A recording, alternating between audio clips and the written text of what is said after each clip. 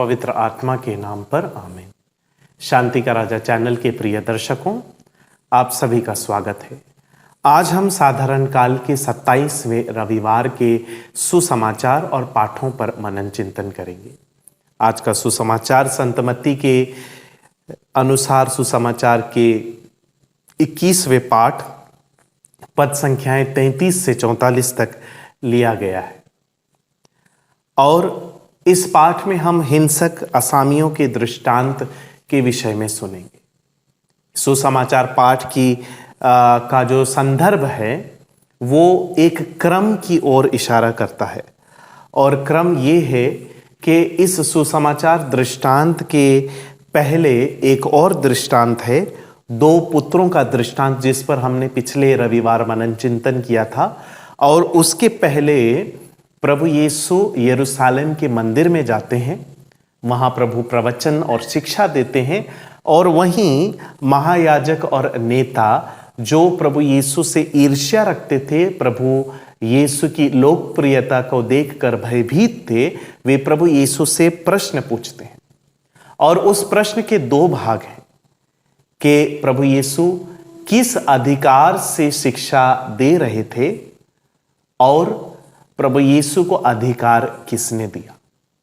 बहुत ही महत्वपूर्ण प्रश्न था, क्योंकि महायाजक, याजकगण और नेतागण सोचते थे कि अधिकार का सर्वोच्च प्रबंध उन्हीं के हाथों में है। हम आगे देखते हैं कि प्रभु जब सुसमाचार सुनाते हैं तो उसका पहला वाक्य है, दृष्टांत सुनो। सुनने के लिए प्रभु यीशु न्योता देते हैं, बुलावा देते हैं। सुनना अनिवार्य है क्योंकि प्रभु यीशु दृष्टांत के साथ एक चेतावनी भी देते हैं, जो हम आखिरी पद संख्या में पढ़ते हैं। वह इस प्रकार है, मैं तुम लोगों से कहता हूं, स्वर्ग का राज्य तुम लोगों से ले लिया जाएगा और ऐसे राष्ट्रों को दिया जाएगा जो इसका उचित फल उत्पन्न करेंगे। स्वर्ग राज्य का वापस ले लिया जाना बहुत ही दर्दनाक दंड है उन असामियों के लिए जो प्रभु के द्वारा उन्हें सौंपी गई जिम्मेदारियों के प्रति ईमानदार नहीं थे। इस दृष्टांत में हम ईश्वर और ईश प्रजा के बीच के संबंध को देखते हैं। यही संबंध हम आज के पहले पाठ में भी देखेंगे और इस पाठ में हम भूमिहर की भूमि दाख बारी के प्रति देखभाल को देखते हैं। कुछ शब्दों के द्वारा मत्ती ने उन्हें दर्शाया है, जो हम पद संख्या 33 में सुनते हैं।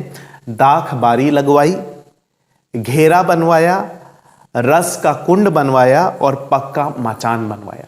अर्थात दाख बारी के मालिक ने दाख बारी के लिए पूरा प्रबंध किया। आज के पहले पाठ में पद संख्या 4 में हम देखते हैं कि ईश्वर अपनी प्रजा से प्रश्न करते हैं कि कौन बात ऐसी थी जो मैंने अपनी दाखबारी के लिए कर सकता था और जिसे मैंने उसके लिए नहीं किया। अर्थात समूचा प्रबंध दाखबारी के मालिक अर्थात ईश्वर ने दाखबारी के लिए किया। इसके बाद उसने दाखबारी असामियों को सौंप दी और वह चले।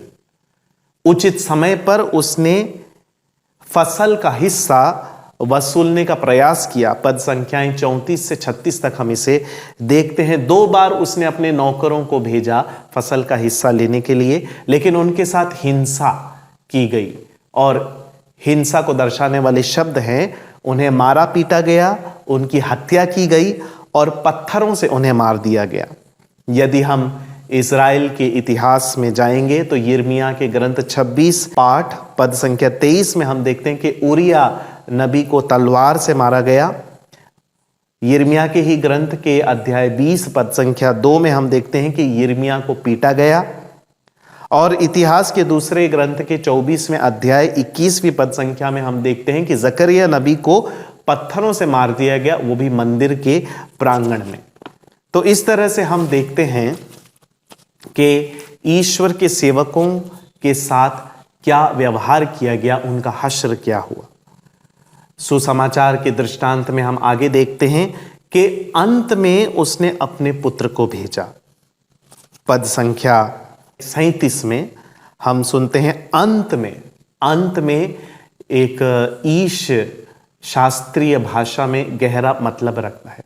फाइनली, इस अंत में के द्वारा संत मत्ती उन शास्त्रियों और फरीसियों, महायाजकों, नेताओं को उत्तर देते हैं कि प्रभु ईसा ही मसीह हैं, अभिषिक्त हैं, जो ईश्वर के द्वारा भेजे गए हैं, और उन्हें जो अधिकार है वह पिता ईश्वर के द्वारा दिया गया है और उन्हें ईश्वर का अधिकार प्राप्त है।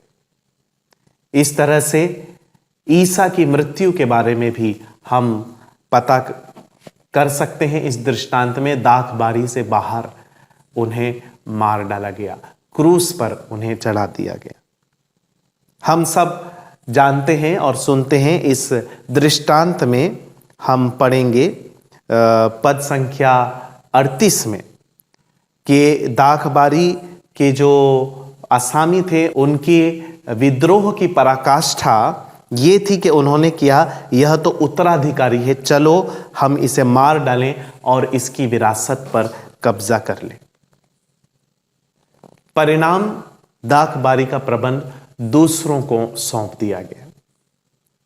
पद संख्या 41 में हम देखते हैं, और इस पद संख्या में हम सुनेंगे दो महत्वपूर्ण बातें।